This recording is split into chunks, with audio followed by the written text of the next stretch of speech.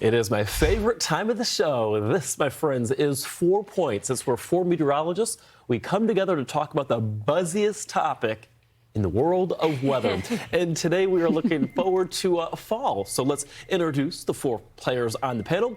Joining us all the way from Fox 26 Houston for the first time on 4 Points, it's future Mom of the Year extraordinaire, Allison Gruggero. Great to have you, Allison.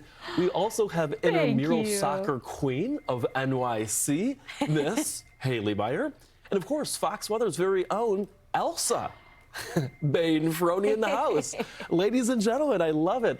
Let's get into it. Haley, I want to start with you because when we look into fall, you have a feeling about the tropics, is what I'm hearing.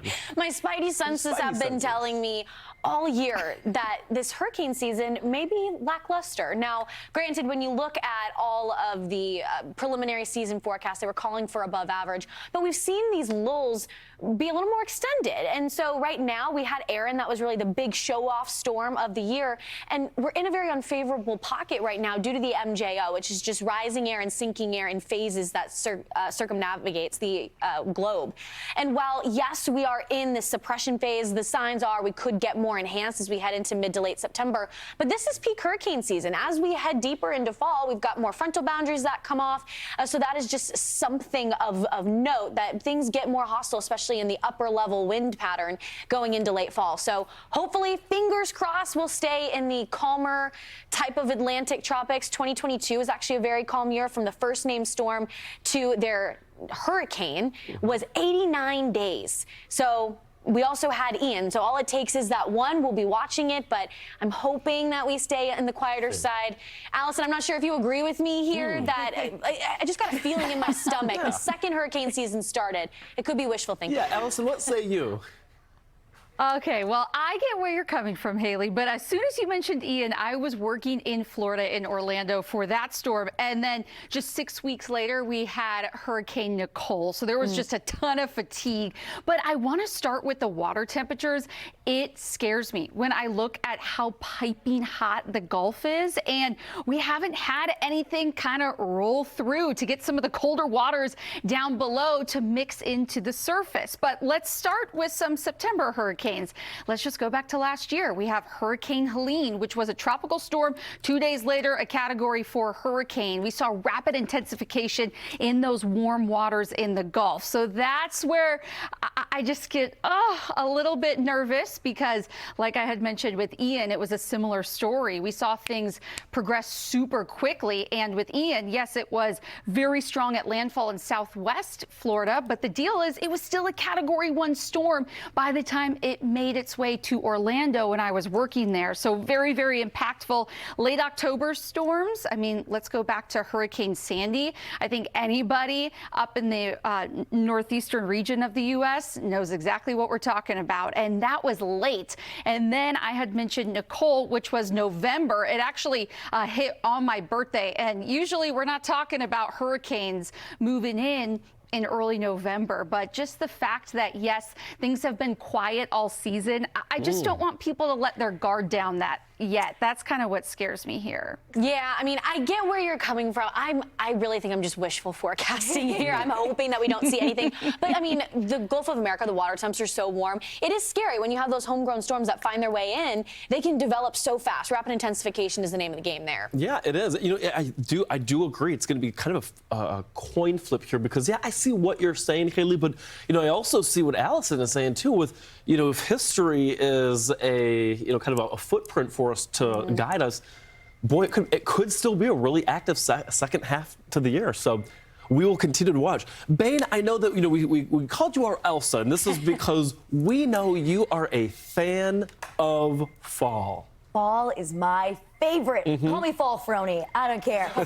You know, and you know what, to that point too, I mean, tomorrow is the beginning of meteorological fall. So in my brain, it's fall time. It's time for some pumpkin spice. I will go to this, though, because we have had some of this nice, cooler weather. Now, the question is this here to stay?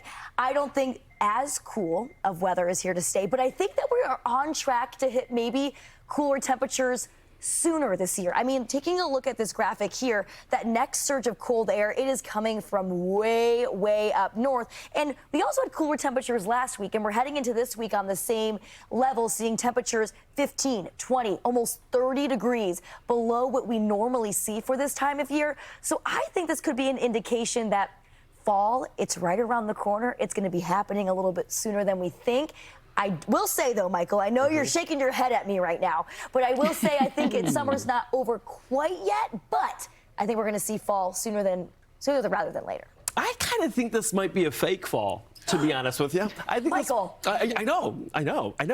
Bane, like, I feel like we sometimes have these situations where we have a quick cold blast and then everything warms right back up. And certainly for our friends down in the Southwest, you're like, wait a minute, what are you talking? Fall? It's 110 degrees in Phoenix, Arizona, not just today, but look at tomorrow. That's true. And they're like, wait, where's fall? Where'd autumn go?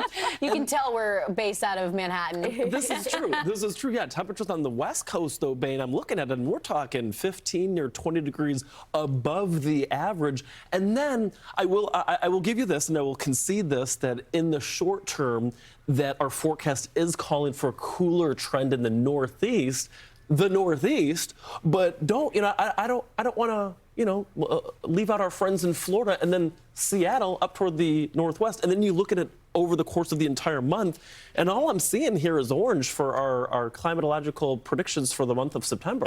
I totally get it, Michael. I totally get it. But I will say this also. I mean, just a few days ago, I think it still is possible on the GFS that we might even see a little sprinkle of snow way up to the north. That's true. In the next couple of gosh. days. So you know what? I'm even going on it saying we're skipping fall. We're going to winter for some folks. So I know that the West Coast on the hottest GFS is always in fantasy land, I swear. I mean, Allison, in Houston, you're not getting fall until winter, literally. Like those temperatures. I mean, tell the audience here about a typical Houston fall day. Let's say mid-October. It's pretty hot and sticky year-round.